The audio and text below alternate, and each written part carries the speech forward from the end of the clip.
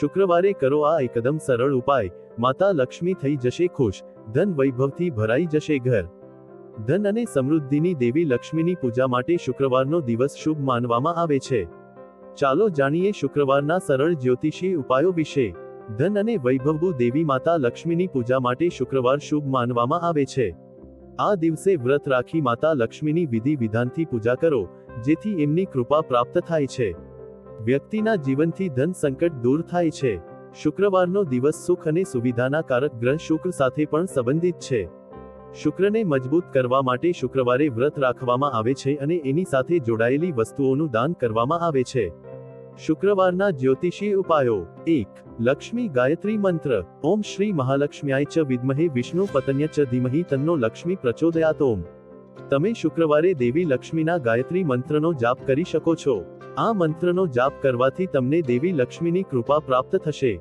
તમારી પરેશાનીઓ દૂર થશે. લક્ષ્મી ગાયત્રી મંત્રના શુભ પ્રભાવથી તમે કીર્તિ, ધન, કીર્તિ વગેરે પ્રાપ્ત કરી શકો છો. 2. દેવી લક્ષ્મીનો પ્રભાવશાળી મંત્ર. ઓમ શ્રીં હ્રીં શ્રીં કમલે કમલાલયે પ્રસિદ્ધ શ્રીં હ્રીં શ્રીં ઓમ મહાલક્ષ્મી નમઃ. આ દેવી લક્ષ્મીનો પ્રભાવશાળી મંત્ર છે. શુક્રવારે સાંજે દેવી લક્ષ્મીની પૂજા કરો.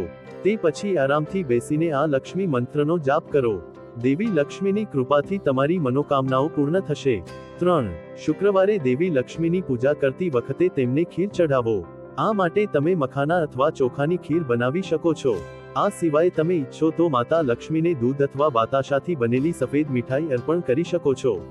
આ દેવી લક્ષ્મીનો પ્રિય પ્રસાદ છે. તેનાથી પણ દેવી લક્ષ્મી પ્રસન્ન થઈ શકે છે. 4. શુક્રવારે પ્રદોષકાળ દરમિયાન એટલે કે સૂર્યાસ્ત પછી દેવી લક્ષ્મીની સાથે ભગવાન ગણેશની પૂજા કરો. તે પછી તમારે કનકધારા સ્તોત્રનો પાઠ કરવો જોઈએ. આ લખાણ સંસ્કૃતમાં છે, પરંતુ એવું કહેવાય છે કે જો કોઈ વિધિ પ્રમાણે તેનો પાઠ કરે છે તેને અપાર ધન પ્રાપ્ત થાય છે.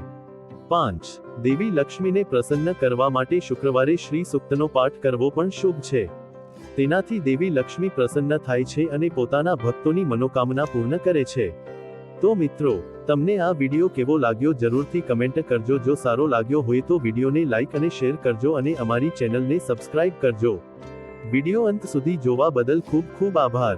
જય શ્રી કૃષ્ણ. રાધે રાધે.